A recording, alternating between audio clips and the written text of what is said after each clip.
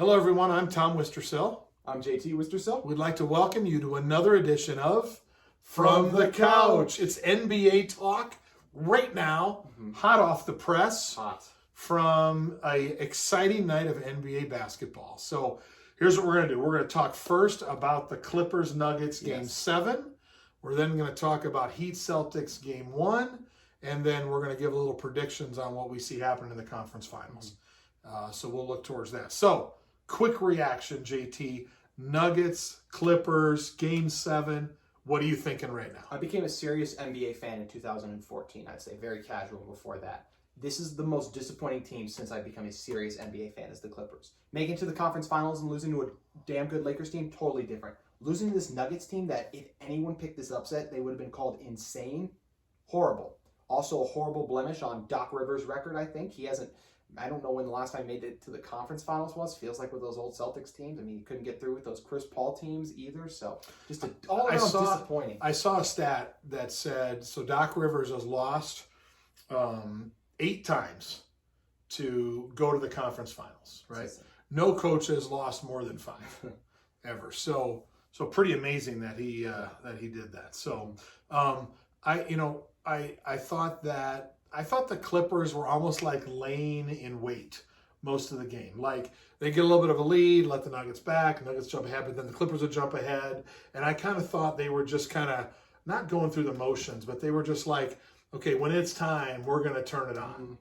And then they went ice cold in the fourth quarter, and they never turned it on. The Nuggets, something happens with them in the fourth quarter right now where they just feel like they're the greatest basketball team in the history of basketball. And they just smothered them. And it was an amazing game.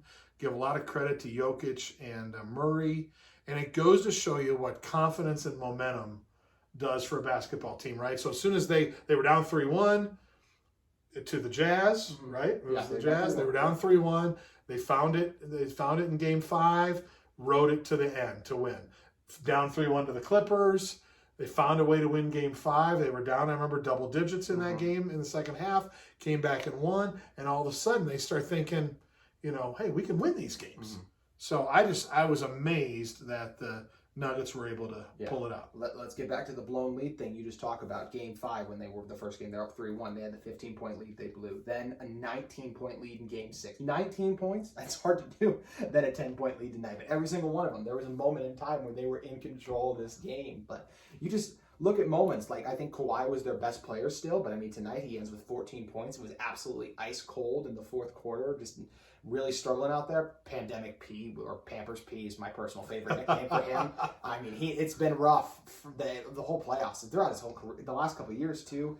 Montrezl Harrell and Lou Williams, a ferocious bench tandem, both were very up and down throughout the entire series. And like you said, give the Nuggets credit. They played hard. Mike Malone really empowers his guys. So you got guys like Jeremy Grant hitting big time threes and stuff like that. And so let's look at the stats for the 2 best players from each team. Okay. So, Paul George, Kawhi Leonard. Kawhi Leonard, 6 of 22 from the field. Paul George, 4 of 16. Okay? That is 10 for 38 your stars went. Okay? Let's look at Jamal Murray and Jokic, right? So, Murray goes for 40 points. Jokic ends up with 16 points, 13 assists, and, oh, by the way, 22 rebounds. Yeah.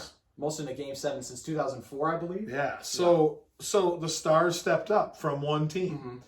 And I don't know if anybody would have picked that. That was the team that was going to do it. And again, back to they know who they are, and they know these guys are going to carry them. If not, they wouldn't even be here. No. Because they'd have lost in Game 5. The Clippers, on the other hand, were relying on Kawhi. And then because Paul George was not going to be reliant to do it. Lou Williams was not the Lou Williams we've seen before. Montrezl Harrell, we've talked about him before, never was the player when he got to the bubble that he was. He won 6th Man of the Year. So, they were searching. I'm looking at these plus minuses on their team. Obviously, they lost by 15 points. But Kawhi Leonard, minus 21. Paul George, minus 20. That's their plus minuses on the game. So, you know what? Your stars don't come to play in a game 7, you lose. Exactly. And It's pretty simple. All I heard about this Clippers team was they had no weaknesses. A lot of people were saying they have a massive weakness. They don't move the ball that well at all. You look at the way Jokic is able to pass out of double teams and just find the open man. The Nuggets just move the ball so much better, and that really showed. There's so many ball stoppers in the Clippers lineup, and they really struggled to get each other involved a lot. Guys had to get themselves going, couldn't do that. Jamal Murray is one of the best closers in the NBA right now. It's amazing what he's been able to do, and obviously you love Jokic too, so it's just an unbelievable story. And like I said, the most disappointing team I've seen since I've been a serious NBA fan. Doc Rivers will get a lot of heat, and rightfully so. I didn't see a lot of things in that fourth quarter. Now, they were missing shots.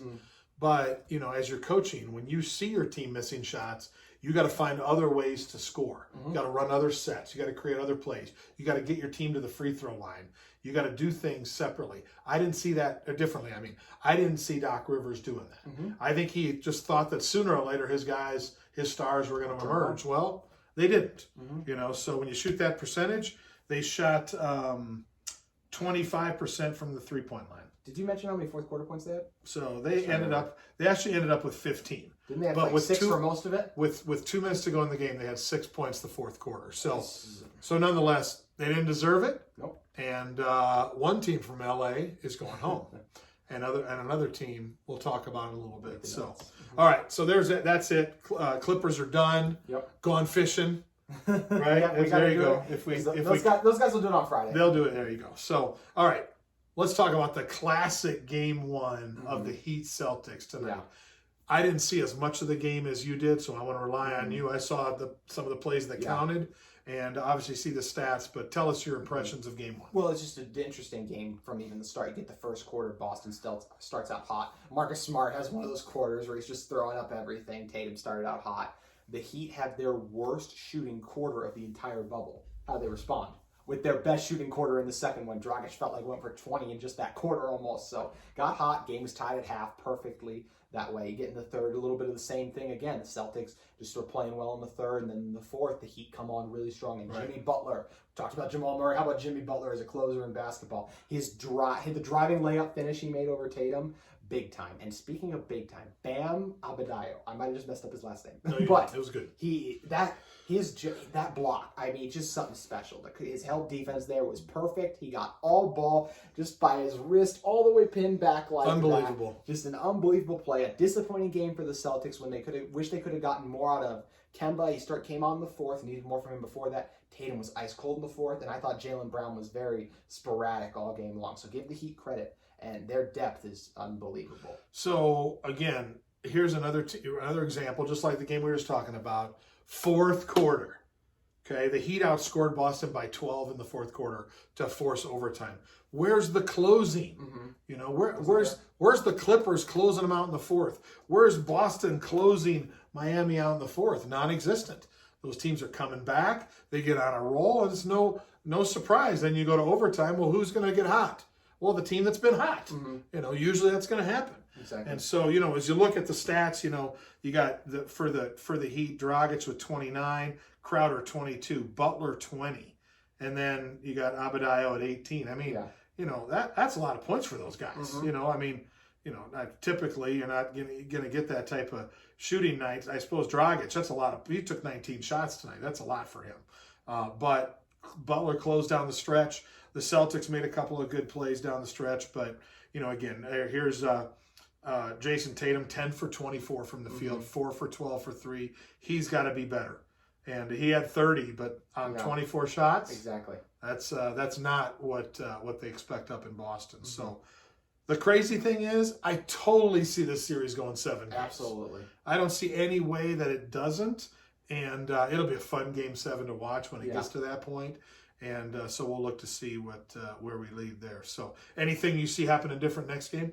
I think Jaylen Brown was a better game. Kemba's a little more consistent. I expect Celtics to even this up. I just think they play a little better, more of a complete game. But one thing that's going to kill them as long as the series goes on, and I'll start right now. I'm picking the Celtics to win. I picked them before game 1, so I feel like I got to stick with that. Celtics in 7. This Heat's bench, the worst player on the Heat bench is better than the best player on the Celtics bench because of Marcus Smart having to start in place of Gordon Hayward. Celtics bench is atrocious. Yeah. And the Heat are so deep, and that's a huge thing in this series, I think. They started out bad, the Heat did tonight. They get that bench spark from the bench.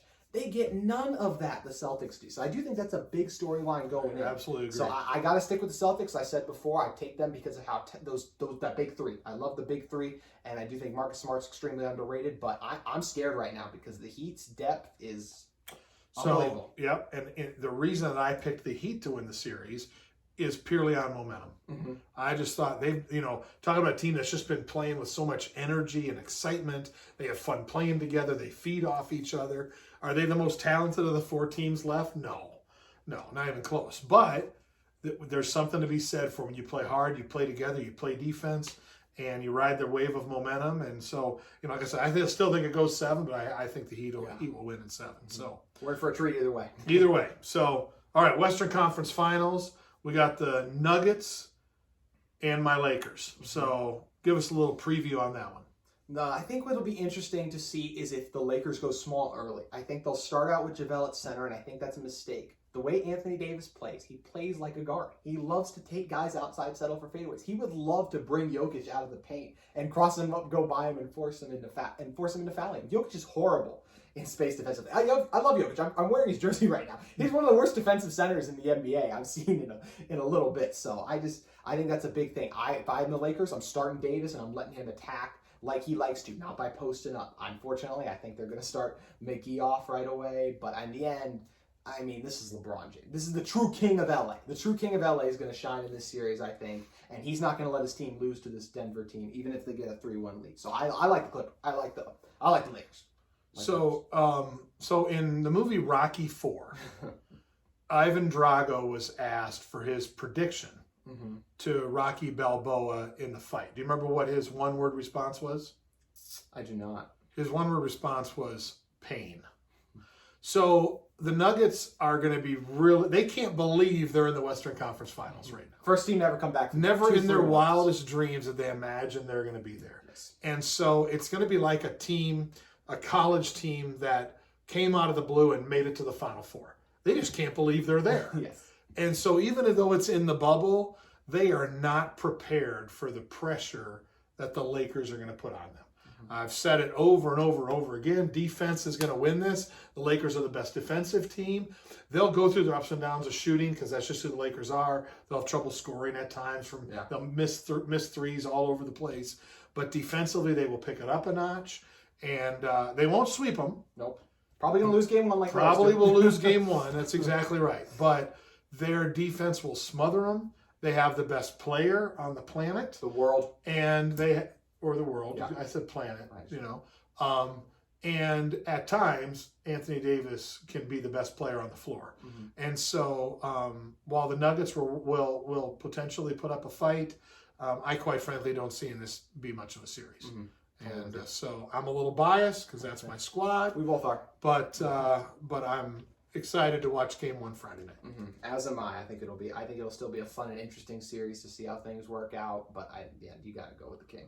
Yeah, so that'll be great. Mm-hmm. Well, hopefully you enjoyed our trip around the NBA, up to date, real time with the games tonight. Mm-hmm. And so we'll look forward to talking about the NBA later here on another edition of From the Couch. So we'll see you next time. Have a good one.